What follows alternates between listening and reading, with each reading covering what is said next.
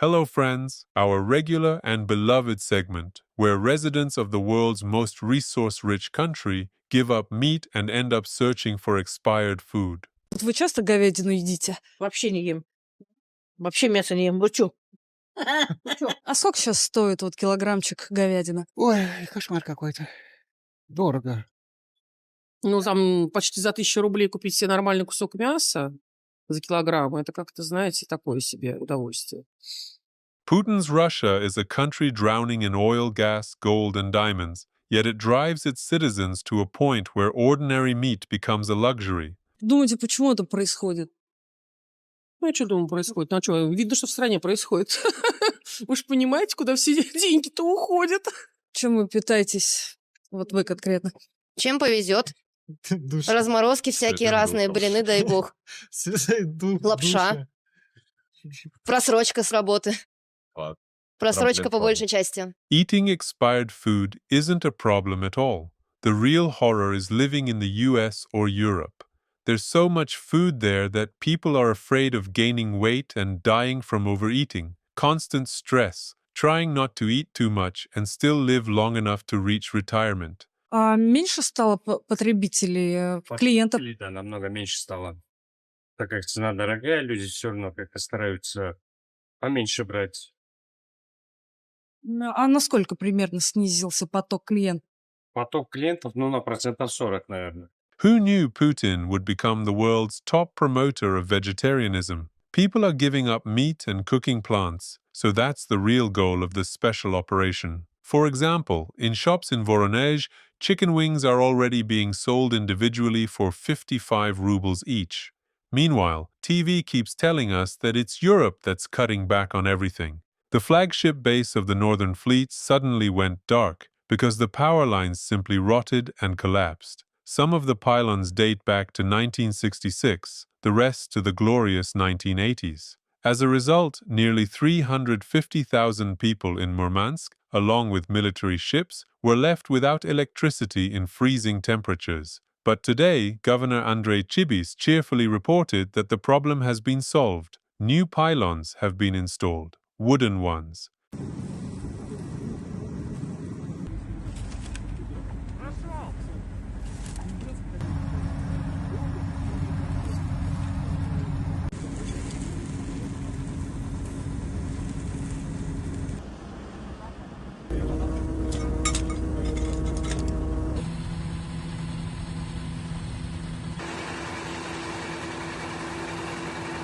Well, now it finally looks truly reliable. Let's call them the pillars of late Putinism, wooden gallows. Not everyone is cut out to be a great country. It takes a special kind of endurance. For example, the kind required to buy the new patriotic dumplings for a family dinner. Эконом-маркет. Купили пельмени. Из них половина без мяса, пустота. Пауза.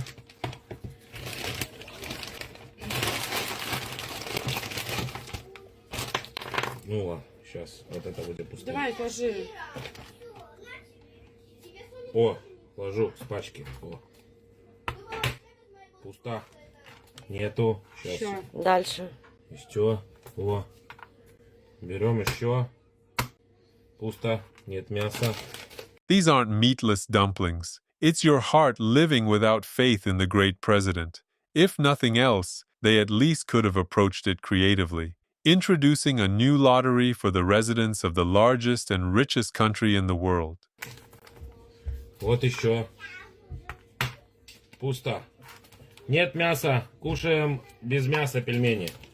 Это с мясом будет. Это с мясом. Ну, есть с Одна. мясом, есть без мяса. Сейчас. А тут вот... Из 4 одна. О, вот это будет пустая. Тоже пустая. О. Suggest a name for such a unique product. My current favorites are dumplings with negative meat, or as the president is, so are the dumplings. Friends, now is the perfect moment to hit the like button. And don't forget to share this video with your friends. Thank you. And now to the truly important news. Russia's Foreign Intelligence Service, without wasting time on minor things, has arranged supplies of Czech beer by bypassing sanctions. Now that's what I call serious business. Thank you. the country can sleep peacefully. War is peace, freedom is slavery, and Vladimir Putin is the guardian of international law and other countries' sovereignty. У меня своих проблем хватает.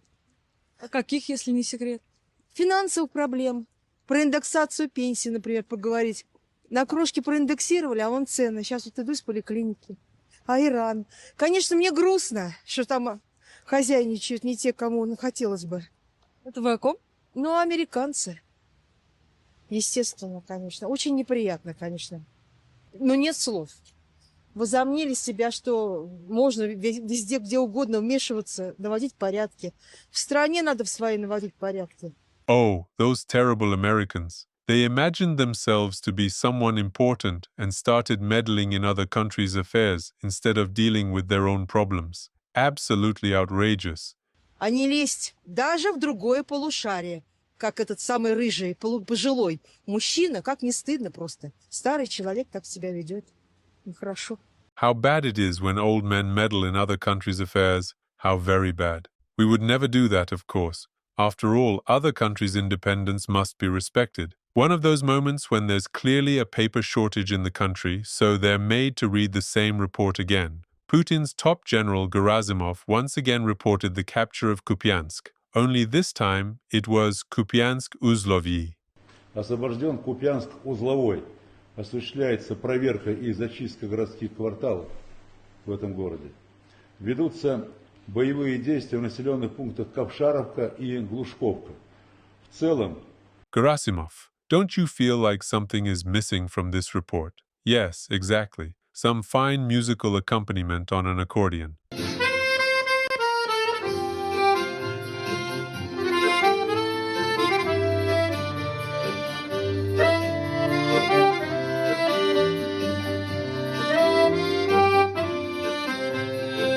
Another chapter in the geopolitical successes of one illegitimate dwarf.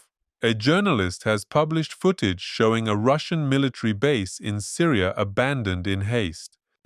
Hi, my name is Ambryn Zaman and I'm Chief Correspondent for Al Monitor. We're the first media organization to enter this Russian base here in Qamishli, northeast Syria, after it was abandoned by Russian forces about 2 days ago, according to local Kurdish security forces.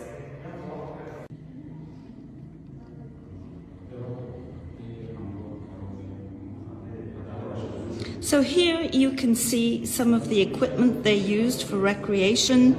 There's a ping pong table, there's a punching bag, I guess, to practice boxing. The first thing that stands out is exemplary negative cleanliness and that signature aroma. Without it, the Russian world simply doesn't function. And the cherry on top, the legendary principle, dump everything and walk away. Because what? Exactly. Everything is going strictly according to plan. Some potatoes and carrots. It's a pretty miserable place. Here you see all the rubbish that they've left behind. It's immediately clear that the journalist is poorly familiar with Putin's culture. Otherwise, nothing she saw would have caused even the slightest surprise. These forces have been here since 2015, which is when Syria's dictator Bashar al-Assad invited Russian forces to come defend him against a Sunni-led uprising. Here's the other Russian base where you still see the Russian flag flying. And here's another trademark move of Putinist stability, flag planting.